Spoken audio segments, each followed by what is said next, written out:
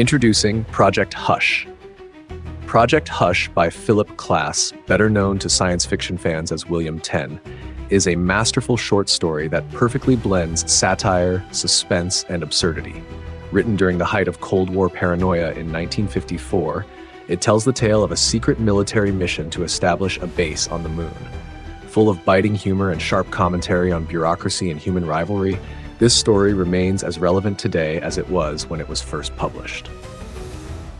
To fully appreciate its brilliance, this video begins with an immersive, AI-powered narration of the complete story, brought to life using the Atom voice from Kokoro TTS. The narration captures every nuance of William Tenn's wit and tension, giving you a chance to experience the story before we dive into the review. Once the narration concludes, stay tuned as we delve into the themes, humor, and relevance of Project Hush in our detailed analysis.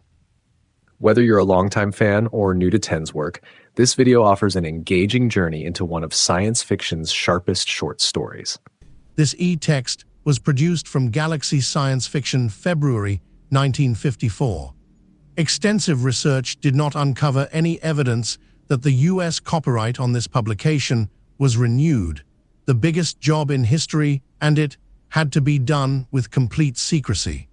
It was, which was just the trouble. I guess I'm just a stickler, a perfectionist, but if you do a thing, I always say, you might as well do it right. Everything satisfied me about the security measures on our assignment, except one, the official army designation. Project Hush. I don't know who thought it up, and I certainly would never ask, but whoever it was, he should have known better. Damn it, when you want a project kept secret, you don't give it a designation like that. You give it something neutral, some name like the Manhattan and Overlord they used in World War II, which won't excite anybody's curiosity. But we were stuck with Project Hush, and we had to take extra measures to ensure secrecy. A couple of times a week, everyone on the project had to report to Psycho for DD and HA, dream detailing, and hypnoanalysis, instead of the usual monthly visit. Naturally, the commanding general of the heavily fortified research post to which we were attached could not ask what we were doing under penalty of court-martial, but he had to be given further instructions to shut off his imagination like a faucet every time he heard an explosion. Some idiot in Washington was actually going to list Project Hush in the military budget by name. It took fast action, I can tell you, to have it entered under miscellaneous research. Well, we'd covered the unforgivable blunder, though not easily, and now we could get down to the real business of the project. You know, of course, about the A-bomb, H-bomb, and C-bomb, because information that they existed had been declassified. You don't know about the other weapons being devised, and neither did we, reasonably enough, since they weren't our business, but we had been given properly guarded notification that they were in the works. Project Hush was set up to counter the new weapons. Our goal was not just to reach the moon. We had done that on 24 June 1967 with an unmanned ship that carried instruments to report back data on soil, temperature, cosmic rays, and so on. Unfortunately, it was put out of commission by a rock slide. An unmanned rocket would be useless against the new weapons. We had to get to the moon before any other country did and set up a permanent station, an armed one, and do it without anybody else knowing about it. I guess you see now why we damn the name. Project Hush was so concerned about security. But we felt pretty sure, before we took off, that we had plugged every possible leak. We had, all right. Nobody even knew we had raised ship. We landed at the northern tip of Mare Nubium, just off Regiomontanus, and after planting a flag with appropriate throat-catching ceremony, had swung into the realities of the tasks we had practiced on so many dry runs back on Earth. Major Monroe gridly prepared the big rocket, with its tiny cubicle of living space, for the return journey to Earth which he alone would make. Lieutenant Colonel Thomas Hawthorne painstakingly examined our provisions and portable quarters for any damage that might have been incurred in landing. And I, Colonel Benjamin Rice, first commanding officer of Army Base Number 1 on the Moon, dragged crate after enormous crate out of the ship on my aching academic back, and piled them in the spot 200 feet away where the plastic dome would be built. We all finished at just about the same time, as per schedule, and went into Phase 2. Monroe and I started work on building the dome. It was a simple prefab affair, but big enough to require an awful lot of assembling. Then, after it was built, we faced the real problem, getting all the complex internal machinery in place and in operating order. Meanwhile, Tom Hawthorne took his plump self off in the single-seater rocket, which up to then had doubled as a lifeboat. The schedule called for him to make a rough 3-hour scouting survey in an ever-widening spiral from our dome. This had been regarded as a probable waste of time, rocket fuel and manpower, but a necessary precaution. He was supposed to watch for such things as bug-eyed monsters out for a stroll on the lunar landscape. Basically, however, Tom's survey was intended to supply extra geological and astronomical meat for the report which Monroe was to carry back to Army HQ on Earth. Tom was back in 40 minutes. His round face, inside its transparent bubble helmet, was fishbelly white. And so were ours, once he told us what he'd seen. He had seen another dome. The other side of Mare Nubium, in the Rifine Mountains, he babbled excitedly. It's a little bigger than ours, and it's a little flatter on top. And it's not translucent either, with splotches of different colors here and there. It's a dull, dark, heavy gray. But that's all there is to see. No markings on the dome, I asked worriedly. No signs of anyone or anything around it? Neither, Colonel. I noticed he was calling me by my rank for the first time since the trip started, which meant he was saying in effect, "Man, have you got a decision to make?" "Hey, Tom," Monroe put in. "Couldn't be just a regularly shaped bump in the ground, could it? I'm a geologist, Monroe. I can distinguish artificial from natural topography. Besides," he looked up, "I just remembered something I left out. There's a brand new tiny crater near the dome, the kind usually left by a rocket exhaust." "Rocket exhaust?" I seized on that. "Rockets, eh?" Tom grinned a little sympathetically. "Spaceship exhaust, I should have said.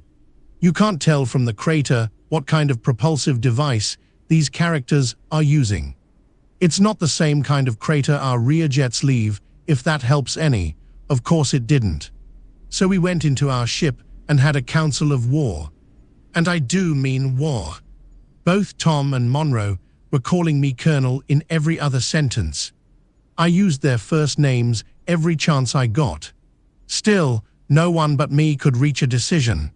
About what to do, I mean. "Look," I said at last, "here are the possibilities. They know we are here, either from watching us land a couple of hours ago or from observing Tom's scout ship, or they do not know we are here. They are either humans from Earth, in which case they are in all probability enemy nationals, or they are alien creatures from another planet, in which case they may be friends, enemies, or what have you. I think common sense and standard military procedure demand that we consider them hostile until we have evidence to the contrary. Meanwhile, we proceed with extreme caution, so as not to precipitate an interplanetary war with potentially friendly Martians, or whatever they are." "You're right. It's vitally important that Army headquarters be informed of this immediately. But since Moon-to-Earth radio is still on the drawing boards, the only way we can get through is to send Monroe back with the ship. If we do, we run the risk of having our garrison force, Tom and me, captured while he's making the return trip. In that case, their side winds up in possession of important information concerning our personnel and equipment, while our side has only the bare knowledge that somebody or something else has a base on the moon. So our primary need is more information. Therefore, I suggest that I sit in the dome on one end of a telephone hookup with Tom, who will sit in the ship, his hand over the firing button, ready to blast off for Earth the moment he gets the order from me. Monroe will take the single-seater down to the Rifine Mountains, landing as close to the other dome as he thinks safe. He will then proceed the rest of the way on foot, doing the best scouting job he can in a spacesuit. He will not use his radio, except for agreed-upon nonsense syllables, to designate landing the single-seater, coming upon the dome by foot, and warning me to tell Tom to take off. If he's captured, remembering that the first purpose of a scout is acquiring and transmitting knowledge of the enemy, he will snap his suit radio on full volume and pass on as much data as time and the enemy's reflexes permit. How does that sound to you? They both nodded. As far as they were concerned, the command decision had been made. But I was sitting under 2 inches of sweat. One question, Tom said. "Why did you pick Monroe for the scout?" "I was afraid you'd ask that," I told him. "We're 3 extremely unathletic PhD quotes who have been in the army since we finished our schooling. There isn't too much choice." But I remembered that Monroe is half Indian, Arapaho, isn't it, Monroe? "And I'm hoping blood will tell. Only trouble, Colonel," Monroe said slowly as he rose, "is that I'm 1/4 Indian, and even that. Didn't I ever tell you that my great-grandfather was the only Arapaho scout who was with Custer at the Little Big Horn? He'd been positive Sitting Bull was miles away. However, I'll do my best. And if I heroically don't come back, would you please persuade the security officer of our section to clear my name for use in the history books? Under the circumstances, I think it's the least he could do. I promised to do my best, of course. After he took off, I sat in the dome over the telephone connection to Tom and hated myself for picking Monroe to do the job. But I'd have hated myself just as much for picking Tom. And if anything happened and I had to tell Tom to blast off, I'd probably be sitting here in the dome all by myself after that, waiting. "Bros Negel," came over the radio in Monroe's resonant voice.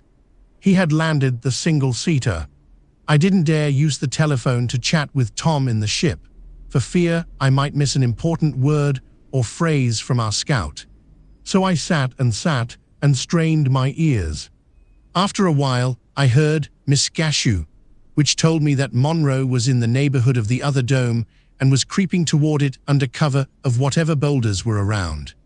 And then, abruptly, I heard Monroe yell my name, and there was a terrific clattering in my headphones. Radio interference.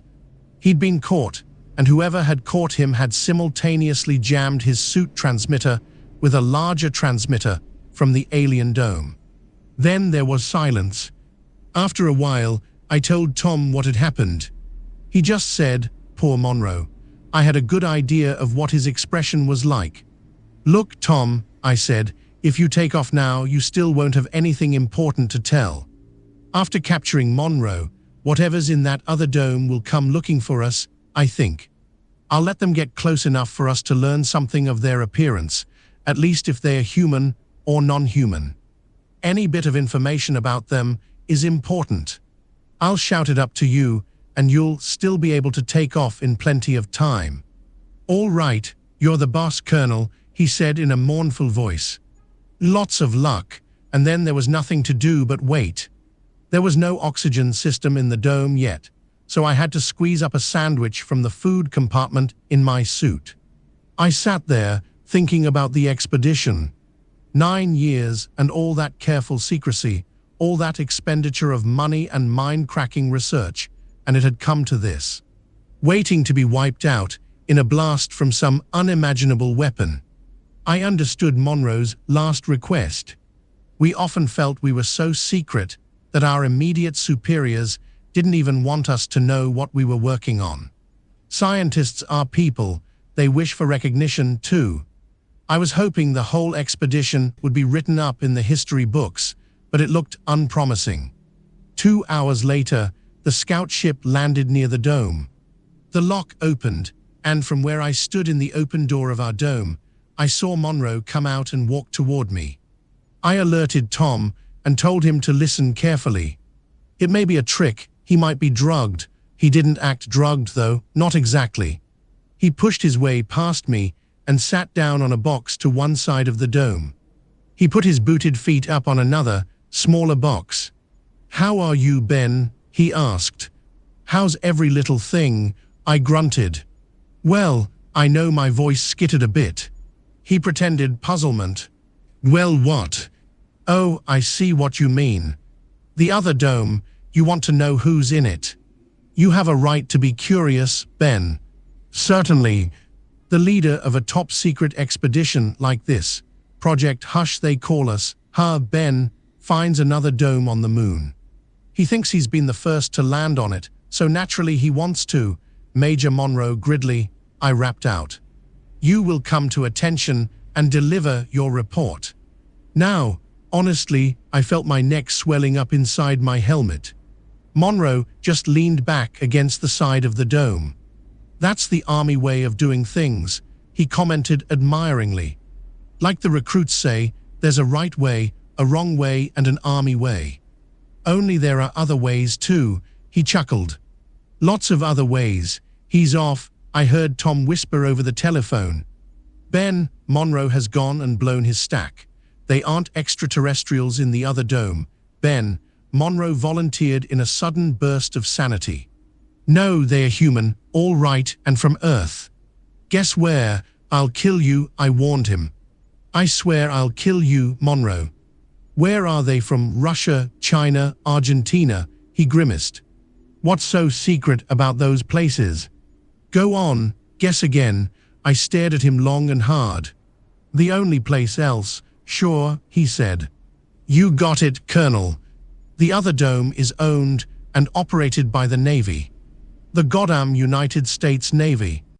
Project Hush by Philip Klass, or as you might know him, William Tenn, is one of those short stories that stays with you. It's not just because it's clever, it is, but because it's funny in a way that makes you a little uncomfortable. Imagine a story about military secrecy, the space race, and Cold War paranoia. Now add a healthy dose of absurdity and you've got Project Hush. Let's set the scene. It's 1954. The world is in the thick of the Cold War and the moon is still a distant dream. Everyone's obsessed with secrecy, espionage, and beating the other guy to the next big thing. In this climate, Tenn writes a story about a top-secret military operation to set up a base on the moon. Sounds straightforward, right? It's not. First, let's talk about that name, Project Hush. It's supposed to scream secret, but instead it sounds like a neon sign flashing, "Ask me what I'm hiding." It's ironic, and Tenn leans into that irony hard. The characters know it's a bad name. They grumble about it, but they're stuck with it. And that's where Tenn's satire starts to bite. The people running this mission are so bogged down by bureaucratic nonsense that they can't even fix something as basic as the name. The story follows Colonel Benjamin Rice and his team of scientists turned soldiers as they set up shop on the moon. It's a tense operation. They've got to work fast, stay hidden, and get everything running without any other country, or extraterrestrial for that matter, finding out. But secrecy is hard work, especially when the name of your project practically begs people to look into it. Then comes the twist. During a routine scouting mission, the team discovers another dome on the moon. Cue the panic. Is it the Russians? The Chinese? Martians? The story ramps up the tension as they try to figure out who or what is inside. And then, just as you're on the edge of your seat, Tenn delivers the punchline. The dome belongs to the US Navy. Let that sink in for a second. The Navy, not aliens, not an enemy nation, just a different branch of the US military. They've been up there too, and they didn't bother to tell the Army. Why? Because bureaucracy, because rivalry, because as Tenn seems to suggest, humans are often their own worst enemy. It's funny, sure, but it's the kind of funny that makes you shake your head. Tenn doesn't just poke fun at the military. He holds up a mirror to the way we organize ourselves, how we compete, and how often we miss the bigger picture. The Cold War context makes it even sharper. Here's a world on the brink of nuclear annihilation, and instead of working together, the Army and Navy are playing a game of lunar one-upmanship. The characters are pitch perfect for this kind of satire. Colonel Rice is the harried leader, juggling impossible decisions with the knowledge that the stakes couldn't be higher.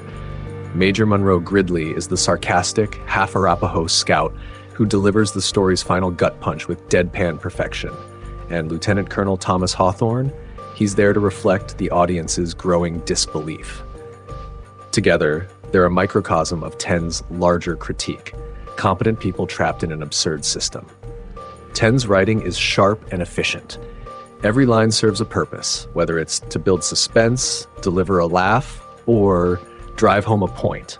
The pacing is flawless. He takes you from the mundane details of setting up a moon base to the escalating tension of discovering the rival dome, and then he pulls the rug out from under you with that Navy reveal. It's a masterclass in balancing humor and tension. And let's not forget the world building. Tenn doesn't bog you down with technical details, but what he does include feels real. The moon isn't just a backdrop, it's a character in its own right, cold, barren, and isolating. It heightens the absurdity of the situation. Here they are in this desolate alien landscape, and they're still squabbling over jurisdiction. So why does Project Hush still matter? Because the issues Tenn satirizes haven't gone away. Bureaucracy, rivalry, and the human tendency to prioritize the petty over the profound are just as relevant today. Whether it's governments, corporations, or even just people in everyday life, Tenn's message is clear. We're really good at getting in our own way. But the genius of Project Hush is that it doesn't hit you over the head with its message. It's not preachy, it's not heavy-handed, it's funny, it's sharp, and it leaves you thinking. And maybe, just maybe, it leaves you a little hopeful. Because if we can laugh at our own absurdities, maybe we can start to fix them. Here's the takeaway. Project Hush is more than just a clever story about a secret moon mission. It's a mirror held up to human nature, a satire that's as relevant today as it was in the Cold War. If you haven't read it yet, do yourself a favor and check it out. You'll laugh, you'll think, and you might even see a little bit of yourself in its pages. And isn't that what great fiction is all about?